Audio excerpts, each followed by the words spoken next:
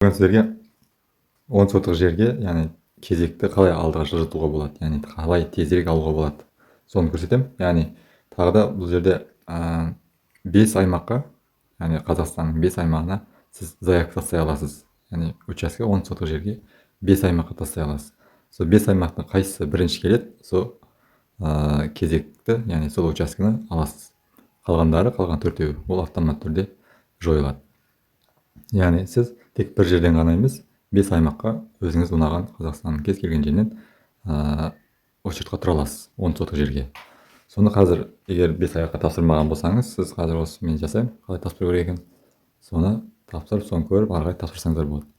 Ал егер 5 аймақты тапсырып болған болсаңыз, яғни оны қалай отмена жасау, яғни қалай отмена жасап қайтадан заявка тастау, сол жайында көрсететін боламын. Оның үшін осындай EGOV Mobile программасы керек болады. Соны телефондарыңызда болуы міндетті. Өйткені осы программамен заявка тастайтын боламыз. EGOV-ға кіреміз. Авторизация жасаймыз. Сосын мына жерде қызметтер деген бар, соны басамыз. Жылжымайтын мүлік және ТКШ деген осын басамыз.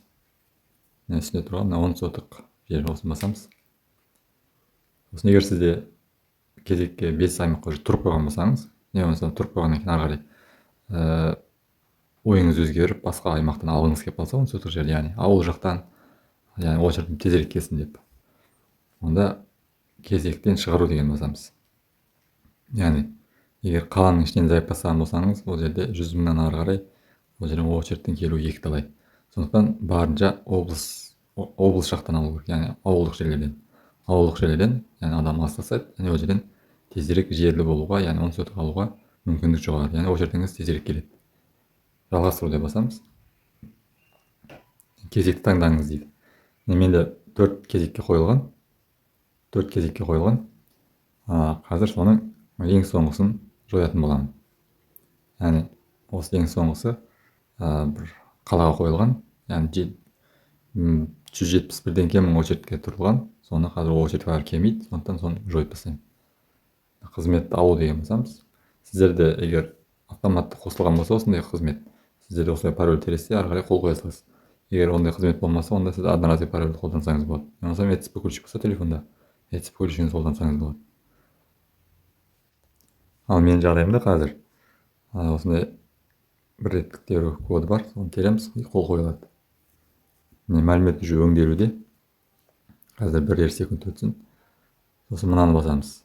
Бассақ, сразу хабарлама деп келді. Уже мен кезектен шығарып тастады жаңағы осы аймақтан.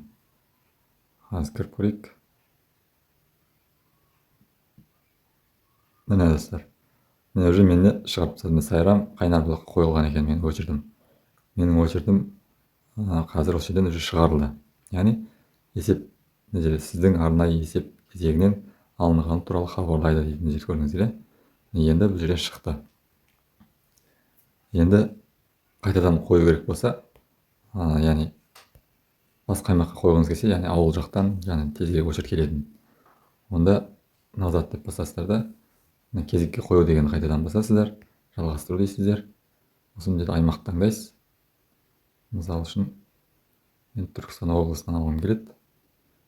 Мына жерден өздерің таңдайсыздар. Қай аудан сіздерге жақын, немесе сол жерден алғыңыз келеді. Мысалы мен қазір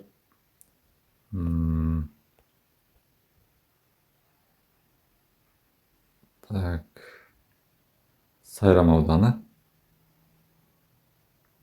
Жібек ауылдық округі. Мына жерде Жібек жолы ауылы осы белгілеймін.